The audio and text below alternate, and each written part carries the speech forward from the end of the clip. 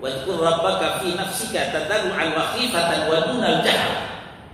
Berzikirlah kamu sebut nama Rabbmu dalam dirimu, tadarruan dengan tadarru rendah hati, wa khifatan dengan rasa takut, wa dunal jahr tanpa mengeraskan suara.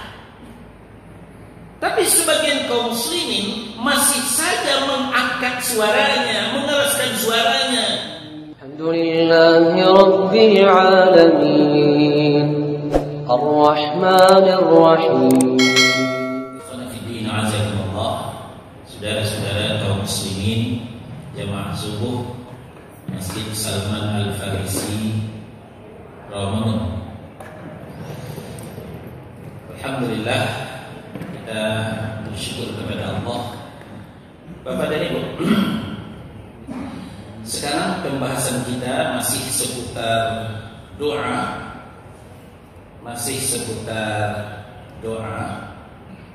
Bab yang pertama, hal-hal yang berkaitan dengan doa. Pagi ini kita akan membahas subjudul waktu-waktu mustajabah, waktu-waktu terkabulnya doa. Ini merupakan salah satu bukti keadilan Allah Subhanahu wa ta'ala. Allah sediakan fasilitas supaya doa kita lebih cepat diijabah, lebih memungkinkan untuk dikabul. Ada dua fasilitas. Pertama, tempat mustajabah. Yang kedua, waktu mustajabah. Tempat mustajabah seperti multazam antara Hajar Aswad dan pintu Ka'bah. Kemudian Raudhah antara mimbar Nabi dan rumahnya. Kemudian Arafah dan tempat-tempat lainnya. Nah, tentu tidak semua kita kaum muslimin yang bisa ke sana. Hanya orang-orang yang mampu. Orang yang mampu terutama di bidang finansial. Ternyata masih banyak kaum muslimin yang belum sempat ke sana. Nah, untuk kaum muslimin yang tidak sempat ke sana, yang belum mampu ke sana, Allah sediakan lagi fasilitas yang kedua, yaitu waktu-waktu mustajabah. Ini akan bisa dimanfaatkan, bisa diraih oleh semua kaum muslimin, illa kecuali orang-orang yang malas. Hanya orang-orang yang malas yang tidak bisa memanfaatkan fasilitas yang kedua ini. Sepanjang dia mau bersungguh-sungguh, sepenuh hati, dia akan bisa memanfaatkan fasilitas yang kedua ini, waktu-waktu mustajabah. Kemudian dalam dunia komunikasi, ya, sebelum adanya WhatsApp, dulu adanya telepon. Kita menelpon memilih waktu-waktu yang tepat. Kalau tidak mau, telepon kita tidak diangkat. Kita akan hindari waktu-waktu orang tidak siap. Seperti jam-jam istirahat, kita tidak mau telepon. Karena ketika itu orang istirahat dan telepon kita tidak diangkat, kita akan kecewa. Maka kita pilih waktu kira-kira orang santai, ketika itulah kita mengangkat telepon. Ini dalam dunia komunikasi. Nah, ternyata Rasulullah SAW telah memberikan kepada kita resep, petunjuk kapan waktu-waktu di mana Allah lebih berkenan untuk mengijabah doa kita. Dan tentu kita sudah sepakat dengan hadis wa khairal hadi Muhammad sallallahu alaihi wasallam. Sebaik-baik petunjuk adalah petunjuk Nabi Muhammad sallallahu alaihi wasallam. Nah, inilah yang akan kita ketengahkan pada subuh yang berbahagia ini. Kapan saja itu waktu-waktu mustajabah atau waktu-waktu yang lebih baik kita berdoa, karena lebih memungkinkan ya doa kita akan dikabul, permintaan kita akan diijabah oleh Allah Subhanahu wa ta'ala. Pertama, waktu mustajabah yang pertama adalah sepertiga malam akhir. Sepertiga malam akhir. Ya, memang Rasulullah SAW tidak bicara jam, maka kita perkirakan saja. Umpamanya malam itu kita bagi 3. Awal malam katakanlah jam 6, ya, katakanlah jam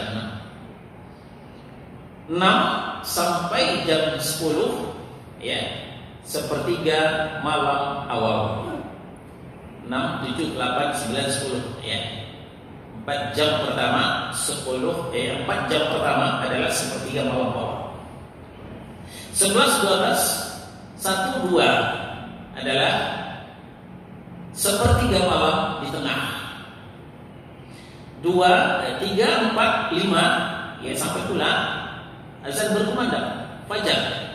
Ya, sepertiga malam akhir. Ya, jam 2, jam 3, jam 4 sampai fajar.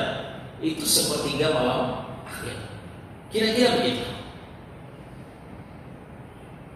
Nah, kenapa sepertiga malam akhir ini waktu mustajabah? Karena Allah itu sendiri yang mengumumkan. Allah itu sendiri yang memberitahu bahwa ketika itu beliau turun dari arasy ke langit dunia. Ke langit dunia. Langit dunia adalah langit yang paling rendah. Kita tahu langit pertama, kedua, ketiga, keempat, kelima, keenam, ketujuh. Di bawah langit pertama itu ada namanya langit dunia. Langit yang paling bawah. Nah, Allah turun sampai ke langit paling bawah. Dan disitulah Allah mengumumkan, memberitahukan, siapa yang berdoa kepadaku pada hari ini akan kuijabah. Siapa yang minta ampun pada saat ini akan kuampuni. Siapa yang minta pada saat ini akan kukasih. Ini disampaikan oleh Nabi Sallallahu Alaihi Wasallam dalam hadis yang sahih. Hadis sahih dari Abu Hurairah radhiyallahu anhu dikeluarkan oleh Al-Bukhari dan Muslim dalam sahih mereka. Kata Nabi sallallahu alaihi wasallam, "Yanzilu Rabbuna tabaraka wa ta'ala kulla lailatin ila as-sama'i dunya hina yabqa thuluthul lail akhir." Rabb kita tabaraka wa ta'ala setiap malam turun ke langit dunia. Turun ke langit dunia. Kapan itu?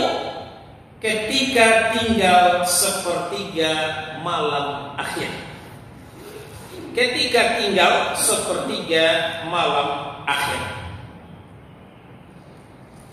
Fayaqul, maka di situ ketika itu Allah berfirman, "May yad'uni fa'astajibalah."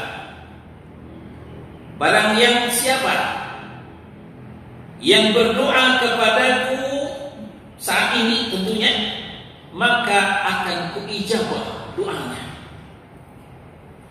May yas'alni fa'utiyah. Barang siapa yang meminta kepadaku akan kukasih. Wa may yastaghfiruni fa'aghfirlah. barang siapa yang minta ampun kepadaku saat ini, akan kuampuni dosanya, kata Allah Subhanahu wa ta'ala. Sahih, diriwayatkan oleh Al-Bukhari dan Muslim dalam sahih mereka. Ada dua faedah yang bisa kita dulang melalui hadis yang mulia ini. Pertama, bahwa sepertiga malam akhir ternyata itu waktu mustajabah. Kata orang barat, pinta kuliah karena balaku. Ya, siapa yang mau instan, siapa yang gak sabaran, sekarang minta, sekarang udah dikasih. Ya, nah ini lebih optimis kita sepertiga malam akhir sesuai dengan janji Allah Subhanahu wa ta'ala. Faedah yang kedua, menunjukkan bahwa benarlah Allah fi 'iliyyin, di tempat yang tinggi. Ini untuk mematahkan syubhat yang berkembang bahwa Allah itu ada di mana-mana. Sampai hari ini masih ada kaum muslimin tidak percaya di arsy, bahwa Allah itu di arsy. Ketika ditanyakan aina Allah, di mana Allah? Mereka masih menjawab innallaha fi kulli makan. Allah itu ada di mana-mana. Bukankah Allah itu di arsy? Oh, tidak. Kenapa? Arsy itu tempat. Allah itu tidak membutuhkan tempat. Kalau Allah itu membutuhkan tempat, berarti sama dengan makhluk. Ini bantahan mereka. Maka ketika Allah berfirman, ya, Allahul ladzi khalaqas samawati wal ardh fi sittati ayyamin tsumma istawa 'alal 'arsy. Allah lah yang telah menciptakan langit dan bumi pada 6 hari, kemudian beliau istiwa di arsy. Lalu ayat ini ditakwil bahwa Allah tidak istiwa di arsy, tapi Allah itu istaula di arsy. Allah itu bukan bersemayam di arsy, tapi Allah itu berkuasa di arsy, kata mereka. Ayat ini membantah saudara-saudara. Nabi sallallahu alaihi wasallam mengatakan, yanzilu rabbuna tabaraka wa ta'ala. Rabb kita turun, ya, sepertiga malam akhir. Saya katakan, saya tanyakan, kalau turun, apakah dari atas ke bawah atau dari bawah ke atas? Gimana Pak? Dari atas ke bawah atau dari bawah ke atas? Ya dari atas. Ini menunjukkan Allah itu fi 'iliyyin, dan tempat yang tinggi, turun dari arsy ke langit dunia. Jangan ragu lagi bahwa Allah istiwa di arsy dan turun ke langit dunia setiap sepertiga malam akhir. Tapi ingat, ketika kita mengkaji tauhid asma wa sifat, ada pantangan yang perlu kita jauhi. Ya, bila kaif, tanpa boleh dipertanyakan bagaimana kaifiat turunnya. Apakah seperti orang turun tangga, seperti orang turun balon, loncat, seperti apa? Jangan tanyakan. Jangan pernah pula tanyakan, sekarang kita malam di sini, di Amerika siang, lalu Allah itu kerjanya turun aja itu, nggak pernah naik. Jangan tanyakan itu. Bagaimana cara turunnya? Wallahu a'lam bishawab. Allah yang lebih tahu, yang jelas. Yakinilah apa yang dikatakan Allah. Allah itu istiwa di arsy dan Allah itu turun setiap sepertiga malam akhir. Ini waktu mustajabah yang pertama. Maka intailah, ya, jagalah waktu sepertiga malam akhir ini. Laksanakanlah salatul lail, salat malam. Kemudian setelah itu berdoalah kepada Allah, mintalah apa yang mau diminta. Insyaallah Allah akan ijabah doa kita. Allah akan kasih yang kita minta.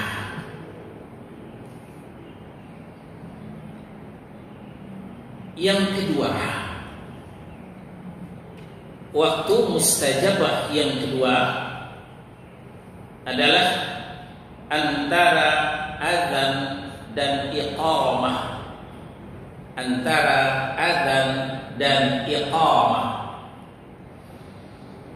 Antara adzan dan iqamah memang tidak ada ketetapan yang baku. Berapa menitkah antara adzan dan iqamah? Itu tergantung kepada kesepakatan DKM dengan jamaah. Maka realita kita lihat, ada yang 15 menit, ada yang 10 menit, ada yang 5 menit, malah ada yang langsung setelah azan langsung iqamah, ada yang begitu. Maka kita lihat, hanya di Haramain lah yang tenggang waktu antara azan dan iqamah itu lebih lama. Kenapa? Karena memang para ulama sangat faham, ulama sangat mengerti bahwa itu adalah waktu emas. Antara azan dan iqamah adalah waktu emas yang jangan disia-siakan untuk berdoa kepada Allah Subhanahu wa taala. Silahkan mengangkat tangan, meminta apa yang dikehendaki, berdoa apa yang dihajat. Malah di Al-Haram itu tidak jarang sampai setengah jam. Sampai setengah jam, terutama subuh. Terutama subuh antara adzan dan iqamah kadang-kadang sampai setengah jam. Nah, ini menunjukkan bahwa ketika kaum muslimin faham dengan waktu emas itu, maka dia akan memanfaatkan. Tapi sebaliknya, ketika kaum muslimin tidak faham dengan waktu emas, mereka hanya memberi sedikit waktu antara adzan dan iqamah. Yang lebih ironis lagi, yang sangat kita sayangkan, memang ada waktu jeda antara adzan dan iqamah, tapi bukan diisi untuk berdoa. Diisi dengan apa? Dengan bersyair, dengan berdendam, dengan berlagu, bernyanyi, ya. Ya memang katanya selawatan, tapi yang dibaca bukan selawatan, tapi syair atau lagu. Dalilnya hadis sahih dari Anas bin Malik. Hadis sahih dari Anas bin Malik radhiyallahu anhu diriwayatkan oleh Imam Ahmad, At-Tirmidzi, Abu Dawud. Ya. Imam Ahmad dalam musnadnya, At-Tirmidzi dalam sunannya, Abu Dawud dengan dalam sunannya. Kata Nabi sallallahu alaihi wasallam, doa tidak akan tertolak. Dalam arti lain akan diijabah. Kapan itu? Di antara adzan dan iqamah. Maka berdoalah saat itu, kata Nabi sallallahu alaihi wasallam. Berdoalah saat itu. Nah, di sini diriwayatkan oleh Ahmad, Abu Dawud, At-Tirmidzi dan lainnya. Nah, oleh sebab itu saudara-saudara, nah, tentu berapa waktunya ya kita terima jadi di masjid mana kita sholat. Tadi saya katakan masing-masing masjid, masing-masing tempat ibadah tidak ada yang sama, tergantung kesepakatan DKM dengan jamaahnya. Ada yang 15 menit, 10 menit, 5 menit. Tapi betapapun waktu itu, gunakan, manfaatkan waktu walaupun sedikit untuk berdoa kepada Allah Subhanahu wa taala. Minimal 1-2 doa kan lumayan juga. Ya. Minimal 1-2 doa kan lumayan juga kita mohonkan kepada Allah Subhanahu wa taala. Antara adzan dan iqamah. Yang ketiga, waktu mustajabah, waktu emas, di mana doa akan diijabah, permintaan akan dikabul oleh Allah Subhanahu wa taala adalah fi tuburis shalah, di penghujung salat, di penghujung salat. Ini ikhtilaf para ulama dalam memahami hadis. Ada yang mengatakan sebelum salam, ada yang mengatakan setelah salam. Namun pendapat yang rajih adalah qabla salam, sebelum salam. Jadi kalau ba'da salam, waktu hanya kita gunakan untuk berzikir. Berdoa kapan? Berdoa qabla salam, sebelum salam. Mengingat bahasa Nabi fi duburis sholat. Dubur ya, tidak berpisah dengan sholat. Nah, bicara duburis sholat berarti belum berpisah dari sholat. Maka yang lebih rajih adalah qabla salam. Kita masih sholat ya, sebelum mengakhiri dengan assalamualaikum warahmatullah. Nah, kita berdoa. Selesai tasyahud, selesai tahiyat ya, selesai pula sholawat. Nah, maka Nabi menyuruh kita berdoa minimal apa? Berdoa supaya selamat dari 4 hal. Allahumma inni a'udzubika min adabi jahannam wa min adabil qabri wa min fitnatil mahya wal mamat wa min fitnatil masih wa min syarri fitnatil masihid dajjal. Kita berlindung kepada Allah dari azab jahannam, dari azab kubur, dari fitnah kehidupan dan kematian, dari keburukan fitnah dajjal. Disuruh oleh Nabi berdoa dari 4 hal ini, berlindung kepada Allah dari 4 hal ini setelah tasyahud. Kapan? Sebelum salam. Ini yang memperkuat ikhtilaf tadi, bahwa yang lebih kuat adalah qabla salam, bukan ba'da salam. Nah, ikhtilaf ini ketika memahami hadis Nabi sallallahu alaihi wasallam ya. Ada seorang bertanya kepada Nabi sallallahu alaihi wasallam, "Ya Rasulullah, kapan doa yang lebih didengarkan?" Ini pertanyaan sahabat kepada Nabi sallallahu alaihi wasallam.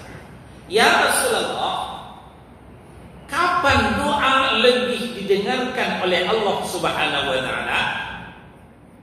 Hadis ini dari Abu Umamah Al-Bahili radhiyallahu anhu. Dari Abu Umamah Al-Bahili radhiyallahu anhu. Tanya sahabat, "Ya Rasulullah, kapan doa yang lebih didengarkan?" Maka beliau sallallahu alaihi wasallam menjawab, "Sepertiga akhir dari malam dan di akhir sholat wajib sebelum mengucapkan salam." Nah, di sini ada 2 jawaban Nabi sallallahu alaihi wasallam. Sepertiga malam akhir ini memperkuat yang pertama tadi. Nah, kemudian di akhir sholat wajib. Ini di akhir atau di akhir sholat wajib, di penghujung sholat wajib. Yang dimaksud adalah sebelum mengucapkan salam. Dalam riwayat lain, Nabi berpesan kepada Mu'az bin Jabal radhiyallahu anhu. Mu'az bin Jabal radhiyallahu anhu, seorang sahabat yang mulia. "Wahai Mu'az, jangan pernah kau lewatkan berdoa kepada Allah di penghujung sholat.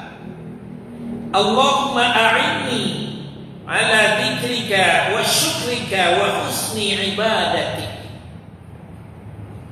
Ya Allah, tolonglah aku dalam berzikir kepadamu, bersyukur kepadamu, dan memperbaiki ibadahku kepadamu. Kapan disuruh Nabi? Di penghujung sholat. Di penghujung sholat. Jadi setelah Nabi menyuruh berdoa berlindung kepada Allah dari 4 hal, pesan khusus kepada Mu'adz bin Jabal, sebenarnya untuk kita juga, bahwa jangan lewatkan berdoa kepada Allah, minta tolong kepada Allah tentang 3 hal. Pertama, dalam berzikir kepada Allah. Kedua, dalam bersyukur kepada Allah. Yang ketiga, dalam memperbaiki ibadah kepada Allah Subhanahu wa taala. Sepintas mungkin bertanya-tanya, wah, ini kan remeh Ustaz. Untuk apa pula kita minta tolong kepada Allah? Dikira gampang zikir kok. Syukur, syukur apa lagi? Ibadah kita sudah ibadah, minta tolong apa lagi? Jangan salah, saudara-saudara. Yang 3 hal tadi sepertinya remeh, sepertinya gampang, tapi ternyata banyak kaum muslimin yang tidak sukses. Kenapa? Banyak orang berzikir tapi sesuai dengan hawa nafsunya sendiri, tidak sesuai dengan ketentuan syariat.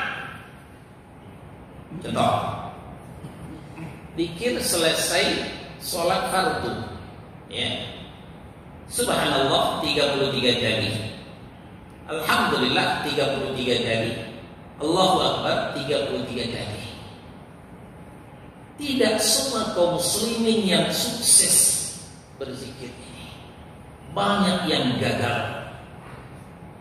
Di samping malah tidak ada yang berzikir karena sibuk bekerja, sibuk urusan dunia, tidak sempat berzikir. Ada yang berzikir tapi tidak sesuai dengan tuntunan syariat. Ketika disuruh membaca Subhanallah 33, apa yang mereka baca? Kalau di awalnya bagus, Subhanallah, Subhanallah, Subhanallah. Pernah dengar enggak? Sebelah. Ya syukurlah sekali, ya syukurlah. Kalau tak, zuhurlah. Tak, asarlah, maghriblah. Begitu jadi. Ini menunjukkan orang gagal ketika berzikir. Ketika disuruh membaca Alhamdulillah 33 kali, apa yang mereka baca? Awalnya bagus, Alhamdulillah, hamdah. Pernah dengar? Hamdah. Mereka bangga dengan zikir seperti itu. Orang berzikir diam, enggak kedengaran suara sesuai dengan tuntunan Allah dalam Al-A'raf surah 205. Wadhkur rabbaka fi nafsika tadarru'an wa khifatan wa dunal jahr.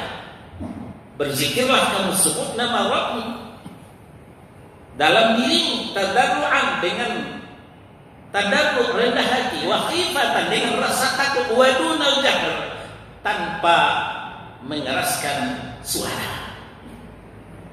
Tapi sebagian kaum muslimin masih saja mengangkat suaranya, mengeraskan suaranya.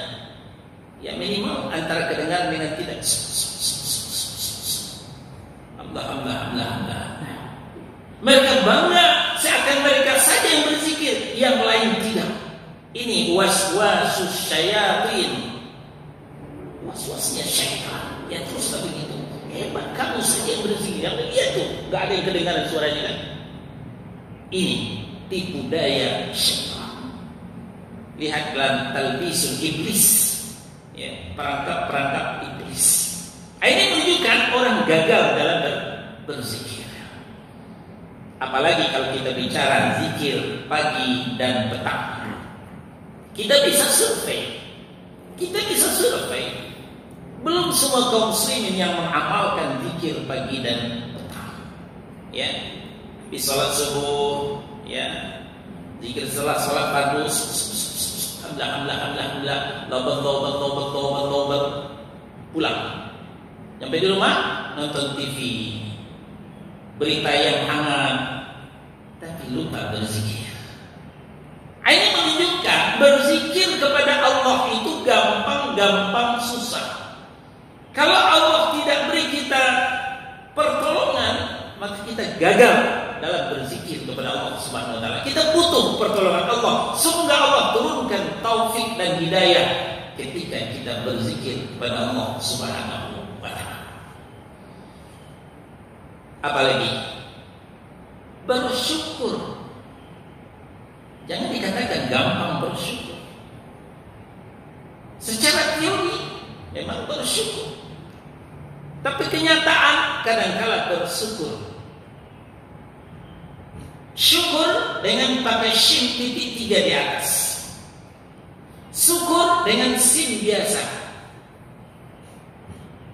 Apa bedanya? Bersyukur, berterima kasih kepada Allah Subhanahu wa taala dengan cara menggunakan setiap nikmat Allah untuk mendekatkan diri kepada Allah Subhanahu wa taala. Itu bersyukur. Tapi bersyukur itu artinya mabuk. Karena ada dalam Al-Qur'an, la taqrabus shalah wa antum sukara. Jangan kau dekati salat. Artinya jangan lakukan salat, jangan laksanakan salat ketika kamu sedang mabuk. Ayat ini turun karena orang-orang Arab itu mabuk itu jadi budaya.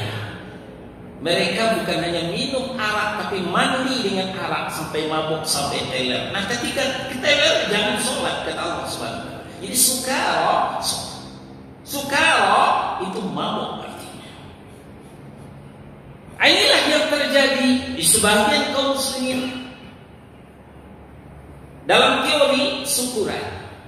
Ya, syukuran apakah? Syukuran naik rumah baru, syukuran kemerdekaan Republik Indonesia. Apa yang dilakukan? Ya, makan bersama, merokok bersama, dangdut bersama, pertandingan catur, pertandingan domino, tarik tambang, tidak terpisah dengan judi. Ya, panggung dangdut itu dalam rangka syukur nikmat kemerdekaan Republik Indonesia. Nah, kalau demikian, karena kegiatannya bukan mendekatkan diri kepada Allah, malah maksiat, maka itu bukan syukur namanya, tapi syukur mabuk dengan nikmat Allah Subhanahu wa taala.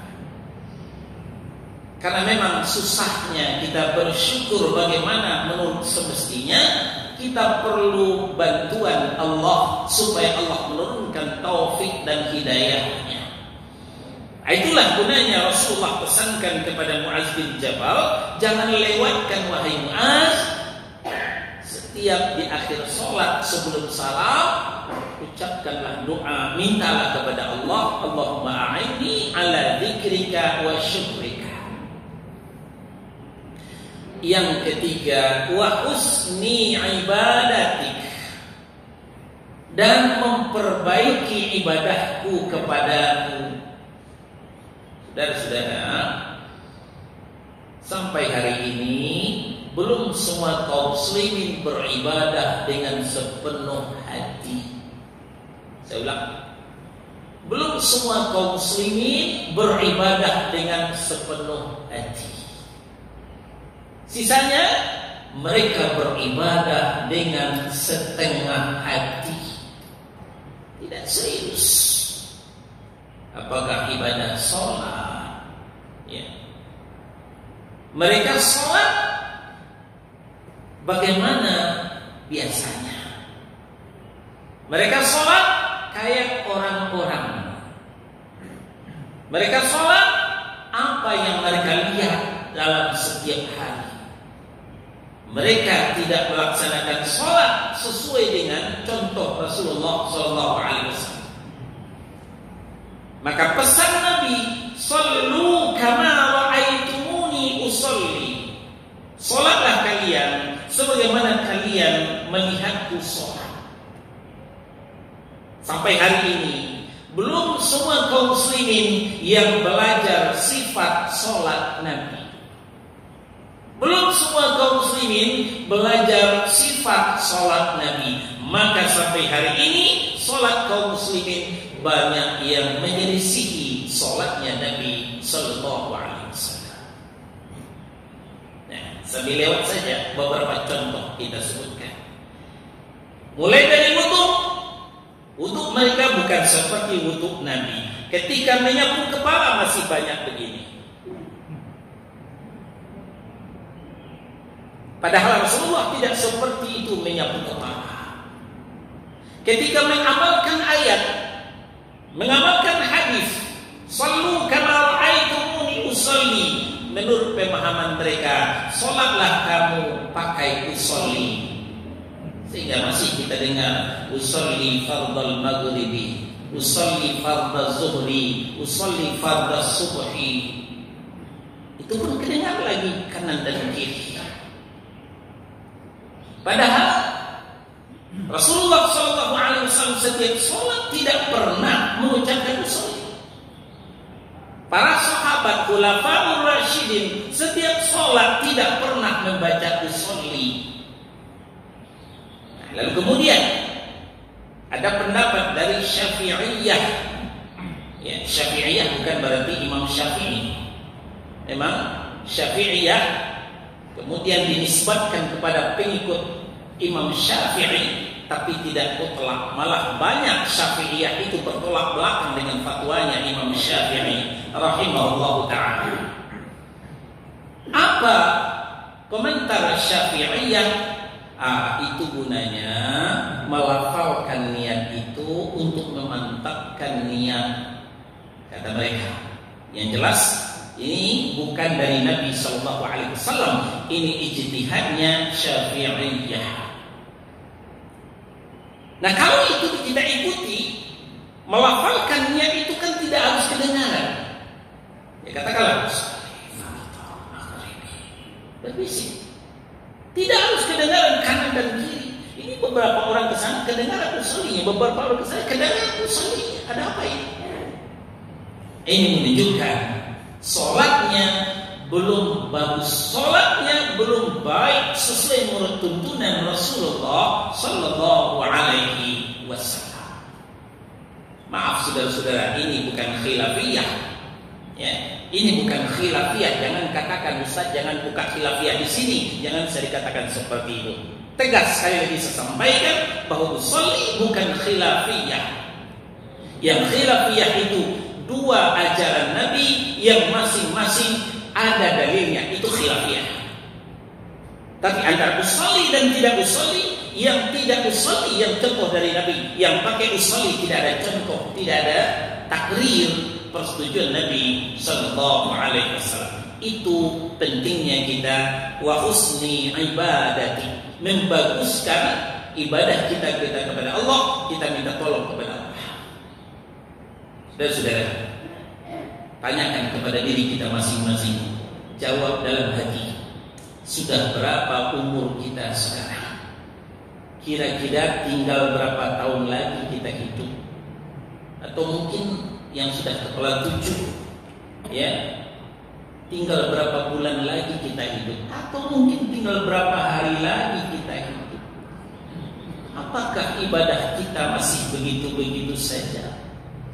Tidak inginkah kita meningkatkan ibadah kita, kualitas ibadah kita? Ingat saudara-saudara, Allah tidak pernah mempertanyakan kuantitas, tapi Allah pertanyakan kualitas dari ibadah. Di awal surah Al-Mulk, ya, tentu sebagian kita sudah hafal atau setidaknya sering membaca, Alladzi khalaqal mauta wal hayata liyabluwakum ayyukum ahsanu amala. Allah lah yang telah menciptakan kematian dan kehidupan itu. Liyabluwakum, supaya Allah tahu. Sebenarnya wallahu a'lam, Allah itu lebih tahu sebenarnya. Ayyukum ahsanu amal, siapa di antara yang lebih baik amalnya? Siapa di antara yang lebih bermutu, yang lebih berkualitas amalnya? Allah tidak pernah mempertanyakan ayyukum aktsaru amalan. Siapa di antara yang lebih banyak amalnya? Tidak pernah dipertanyakan Allah. Apa yang dipertanyakan Allah? Ayyukum ahsanu amalan, ahsan yang lebih baik. Nah, maka mulailah kita berusaha, berikhtiar. Sisa-sisa umur yang tidak berapa tinggal lagi, apalagi di kiamat sudah dekat. Ya, mulailah perbaiki amal ibadah kita sesuai dengan tuntunan sunnah Nabi SAW.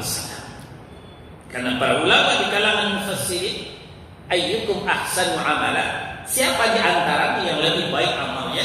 Amalan yang lebih baik itu adalah pertama mukhlishan lillah, ikhlas karena Allah. Yang kedua muwafiqan lis sunnah, yang sesuai dengan sunnah. Nah, untuk ikhlas karena Allah, untuk sesuai dengan sunnah tidak ringan, saudara-saudara. Karena di samping kanan kiri kita, depan belakang kita, syaitan selalu membisik-bisik agar ibadah kita tetap tidak berkualitas. Nah, ini pesan Rasulullah kepada Mu'adz bin Jabal. Jangan lupa setiap mengakhiri sholat, Allahumma a'inni ala dzikrika wa syukrika wa husni ibadatik. Ucapkanlah doa, mintakanlah kepada Allah, ya Allah, tolonglah aku, bantulah aku dalam berzikir kepada Engkau, dalam bersyukur atas nikmat Engkau, dan dalam memperbaiki ibadah kepada Engkau. Hadis ini diriwayatkan oleh At-Tirmidzi dan dihasankan oleh Syekh Al-Albani rahimahullah taala dalam Sahih Sunan At-Tirmidzi. Sekarang yang keempat, waktu mustajabah yang keempat, ketika imam sudah naik mimbar sampai sholat Jumat berakhir.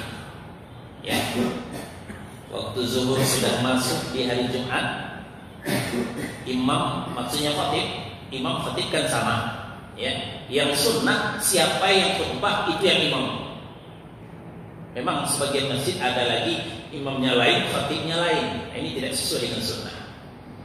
Jadi kalau dikatakan ketika imam sudah naik mimbar, maksudnya khatib, karena khatib itu merangkap sebagai imam.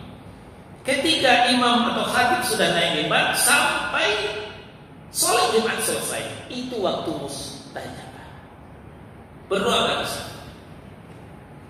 Kan ketika khutbah nggak boleh bicara Ustaz. Nah, berdoa itu tidak harus diucapkan. Berdoa itu bisa dalam hati, rintihan hati, keluhan jiwa itu sangat didengar oleh Allah Subhanahu wa taala. Jadi Allah itu bukan hanya mendengarkan yang bersuara, Allah juga memperhatikan yang tidak bersuara, tapi merintih hati kita, mengeluh jiwa kita, problematika hidup kita, keluhkanlah kepada Allah, jangan keluhkan kepada makhluk. Nah, keluhkan di mana? Ketika imam sudah naik mimbar sampai imam itu turun dari mimbar atau setelah sampai sholat Jumat berakhir.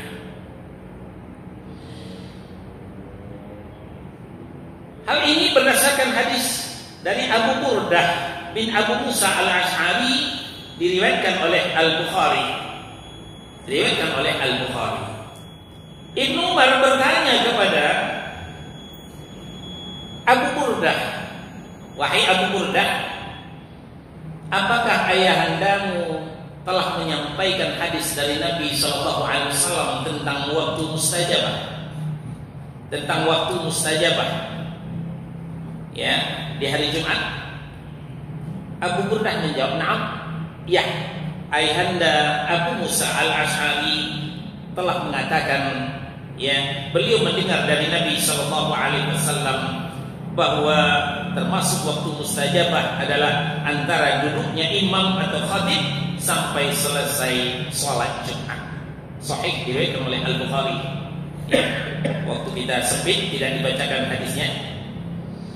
Terakhir yang kelima masih dari Jumat, selesai sholat asar sampai maghrib, sampai matahari tenggelam. Itu waktu mustajabah yang kelima. Hadis dari Abdullah bin Salam diriwayatkan oleh Ahmad dalam musnadnya dan Ibnu Majah dalam sunannya. Beliau berkata, aku berkata kepada Nabi sallallahu alaihi wasallam, ya, beliau sedang duduk-duduk.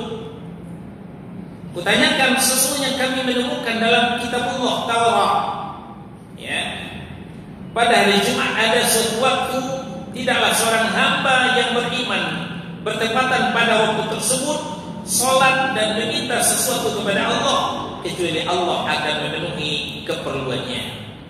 Ya. Abdullah berkata, lalu Rasulullah memberikan isyarat kepadaku, atau hanya sebagian waktu. Aku berkata, engkau benar ya Rasulullah sallallahu alaihi wasallam. Ini yang dimaksud dengan takrir. Ya, Abdullah bin Salam menanyakan, saya menemukan dalam Taurat, dalam kitab suci yang lain, bahwa waktu mustajabah itu ada di hari Jumat. Jadi Abdullah bin Salam konfirmasi kepada Nabi, benarkah seperti itu? Rasulullah mengiyakan. Kapan waktunya? Selesai sholat asar sampai matahari terbenam. Tapi kalau belum sholat asar, ya tidak termasuk. Sholat asar dulu, baru berdoa kepada Allah Subhanahu wa taala. Alhamdulillahi Rabbil Alamin Ar-Rahmanir Rahim